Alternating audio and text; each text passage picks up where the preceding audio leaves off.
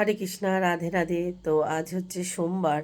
তো সোমবারে সকালবেলা স্নান করে কাজকর্ম করে তো চলে এসেছি ঠাকুর ঘরে। তো ঠাকুর ঘরে সব কিছু কাজকর্ম করে নিলাম, করে নিয়ে তারপরে গোপাল সোনাকে সবাইকে সেবা দিলাম, বাবা ভোলেনাথকেও সেবা দিলাম। তো এই দেখো, বাবা ভোলেনাথকে অভিষেক করিয়ে সাজিয়ে কিন্তু রেডি করে দিয়েছি।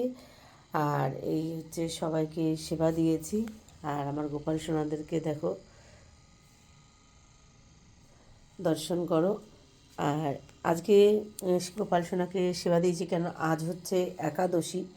তো ফল আর মিষ্টি দিয়ে আজকে গোপাল সোনাকে সেবা দিয়েছি সবাইকে।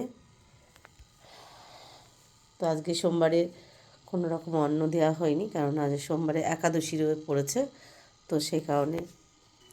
তো চলো, হরে কৃষ্ণ, রাধে রাধে। সবাই ভালো থেকো, সুস্থ থেকো, আর পরিবারের সবাইকে খেয়াল রেখো, সবাই খুব হাসি খুশি থেকো।